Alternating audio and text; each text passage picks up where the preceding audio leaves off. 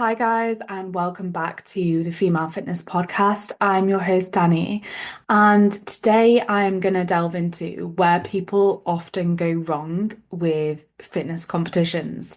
Now, to start with, I want to point out the fact that I think fitness competitions are fantastic and I compete in them myself. I absolutely love them. I think they're great for connecting with like-minded people. I think they're great for testing your capabilities, pushing your limits, having a goal to strive towards. But it's really important that we go about them in the right way and we make sure that our goals are not conflicting. But I just want to stress, first and foremost, that I'm a massive fan of them. I'm so here for it. I have a lot of clients that compete in fitness competitions and love them, and I compete in them myself. So I'm a massive advocate on the whole. Um, but where people often go wrong is when they use fitness competitions as a vehicle to facilitate fat loss. Like their main motivation is fat loss, but they'll set a big fitness goal, a big performance goal, like a half marathon, a high rocks competition, ATHEX, a triathlon, or something like that because they want to change the way that they look and they want to look like some of, these people on social media who compete in these events. And so they'll set this big, lofty performance goal in order to become a smaller version of themselves and ultimately pursue fat loss, when in reality, they would be much better off choosing one of those goals and pursuing extreme performance goals, lofty performance goals, and aggressive fat loss simultaneously, it sets you up for a whole host of health consequences, as well as holding you back from achieving your potential with either your performance goal or your fat loss goal. And that's why it's so not just counterproductive and potentially harmful, but also pointless because it actually you'd see much more success with your performance goal if you were to solely focus on that as opposed to trying to pursue aggressive fat loss at the same time. And on the flip side of that, you would see much better, much more sustainable progress with fat loss whilst keeping your health intact if you were to focus on that rather than using a lofty performance goal as a vehicle to facilitate that fat loss progress. So here's why you should consider chasing one goal at a time, and the reason why pursuing both at once would hinder your progress as well as impairing your health. So to start with, many people don't realize quite how demanding training for and competing in fitness competitions like High Rocks can be. And they therefore don't give them the respect that they deserve. They don't realize how much fuel is actually necessary to meet the demands of their training and support their performance, their health, and their recovery. So they often end up under training, so not training enough, not training in a smart enough manner, or under fueling, and therefore hindering their progress that way. And I think it can be very easy to think, well, I'm just training more, so surely that's a good means of creating a deficit. But the reality is, with how demanding these lofty performance goals can be, it's not just that you're creating a deficit by training more, it's the fact that you're putting so much stress on your body because of how demanding the training is, and stress on your mind, trying to balance all of these things. And you're not just going to be in a slight deficit if you try and pursue fat loss whilst chasing these big performance goals, but you're probably going to end up in a really aggressive deficit at times, which can be quite harmful for our physical health. And on top of that, if you're someone who has come from a background of struggling with amenorrhea in the past, like I have, because I used to compete in bodybuilding competitions and I lost my period as a result of that, as a result of spending long periods of time in this state of low energy availability whilst having really high stress levels, you're especially prone to experiencing these kinds of health consequences again. And again, I'm an example of that because I did a High Rocks a couple of years ago, absolutely loved it. Did it with my client Holly, did really, really well in that, managed to maintain really good health whilst I was preparing for High Rocks doubles. However, I then started to train for High Rocks singles off the back of that. So it was quite a lengthy training process. And obviously, my training volume started to ramp up because I was training for singles and intensity towards the back end of it. And I ended up actually missing a period. So because of that, I withdrew from that competition because for me it wasn't worth sacrificing my health just to pursue a performance goal. But if I hadn't struggled with amenorrhea in the past during my time bodybuilding, I don't think I would have lost my period during that situation. It's because I've struggled with it in the past. I'm a little bit more sensitive to these kinds of menstrual cycle irregularities than the average person, unfortunately. And so I have to be aware of that. So when it comes to setting fitness goals in the future, and I am doing that this year again, I need to be really careful with the way that I go about it, make sure that I'm extra protective of my health, make sure that I'm not in a deficit, make sure that I'm fueling myself properly and managing stress outside of that. And if it did come to me losing my period, as a result of chasing any fitness goals, I would always personally put my health first and pull out of that fitness competition because I've already spent years with irregular and absent cycles. I've already sacrificed my fertility, my hormone health. I don't want to do that again because it's going to put me in a very vulnerable position. So that's not worth it for me just for a fitness goal. It is absolutely possible to achieve these fitness goals like high rocks, half marathons, etc without sacrificing your health. But if you have struggled with absent or irregular cycles in the past or impaired health in any other way, you're going to be a little bit more prone to those struggles. So it's important to be extra careful and also give it time. So, you shouldn't be setting these big lofty performance goals straight off the back of restoring menstrual cycle function. You need to make sure that you're in a really good spot from a health perspective for a good while. You're nice and stable before you think about setting any of these performance goals. So that's just a little bit of food for thought. And then even if, you're not someone who's struggled with these health problems in the past, you still need to be really careful of the way that you go about chasing performance goals because of, like I said, how demanding they actually are. And people don't often give them the respect that they really deserve. They don't realize how much fuel is actually necessary to meet the demands of their training. And often it can actually be quite hard to get enough fuel in to support their energy requirements when they're chasing these big lofty goals. So you have to be intentional about it. You can't just wing it. You can't just eat quote unquote intuitively. You have to be intentional about increasing your intake in line with your training volume increasing and in line with wanting to perform your best on the day alongside that.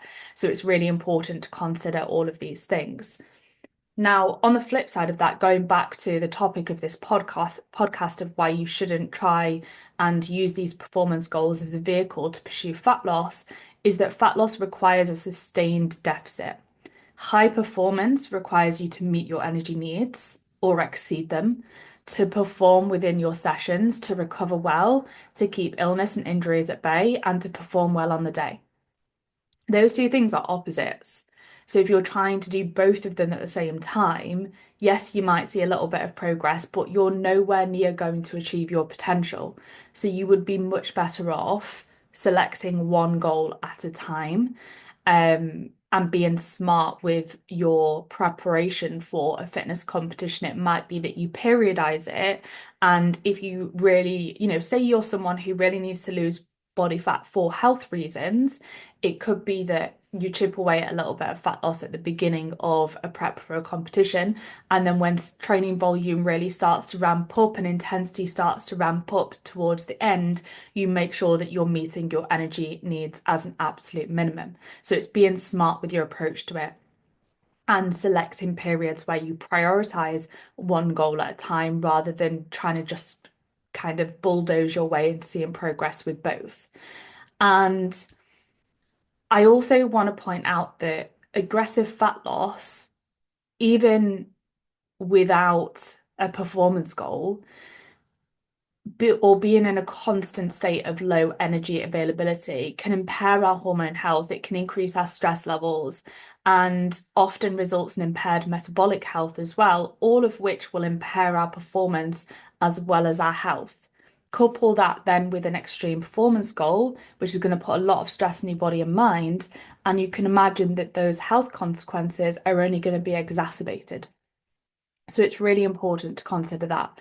And impaired overall health, especially if you're experiencing hormonal adaptations that come with amenorrhea and low energy intakes, are usually accompanied by things like low mood, impaired motivation or drive to train, and an impaired ability to focus. Again, all of which are going to impact your physical performance if you want to achieve performance goals, if you want to perform well, but it's also going to impact your quality of life outside of that.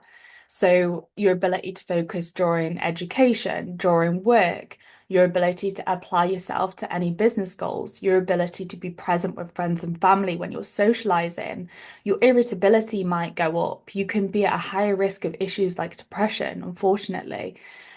So it's really important to consider the bigger picture and recognize how the goals that you're setting, they not only impact your life in the realms of health and fitness, but they also bleed into your personal and professional life in so many other ways as well as that. So it's important to consider, okay, what are my values? Like, what do I really value?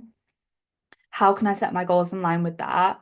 And how can I make sure that, okay, if I do have fat loss goals or if I do have performance goals, how can I be protective of these other elements of life that I really care about, that are really in line with my most important values in life?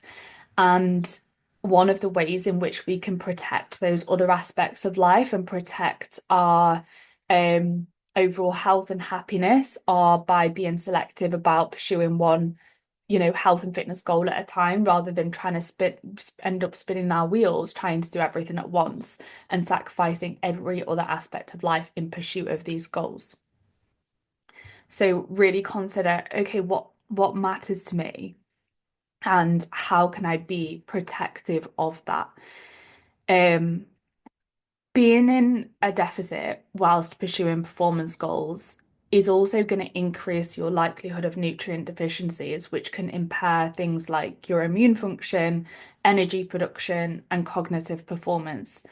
If you have impaired immune function and your frequency of illness or injury is therefore higher as a result of that, you're going to have to spend longer periods of time or more frequent periods of time away from training to recover from illness or injury.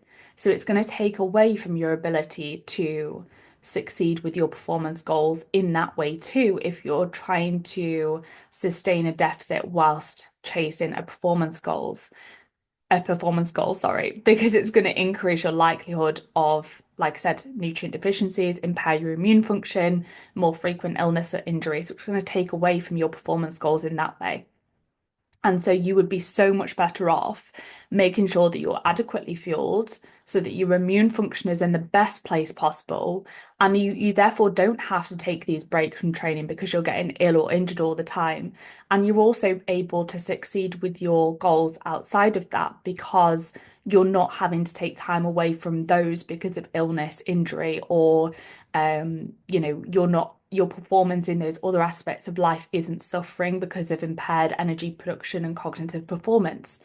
So hopefully this podcast has helped summarize the many different reasons why it can be counterproductive to use a lofty performance goals as a vehicle to pursue fat loss. Both of those goals are sound. They're absolutely okay. They're great. They can be really productive if they're right for you as an individual. But trying to do both at the same time, or especially using fat loss as your reason why for pursuing a performance goal, can be so damaging in so many ways and is so counterproductive because they are literally opposite goals.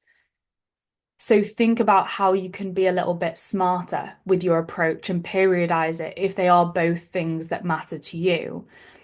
And if you're someone who say you need to pursue fat loss for health reasons, do you really want to set a lofty performance goal? Like, is that something that actually matters to you because of the goal itself? Or were you just doing it because you wanted to pursue fat loss and you thought that might be a good way to facilitate that progress? Because if that is the case, you'd be better off parking the performance goal because you don't need it and focusing on fat loss without having the stress of that. And you can see incredible, fat loss progress in probably a much more sustainable manner if you go about it without adding a performance goal in the mix, if you're someone who needs to lose body fat for health reasons. So that's something to consider. But let me know if this podcast helps. If you have any questions, as always, please don't hesitate to drop me a message. I love hearing from you guys, and there will be a link in the description down below for you to join my email list. It's completely free, and I send up educational, thought-provoking, really valuable information every Monday morning. It would mean the world if you could join my community. It would be amazing to have you there. And I hope you will have a wonderful rest of your day. I will see you next week. And please let me know if you do have any requests or questions for future podcast episodes or for content on the whole as well.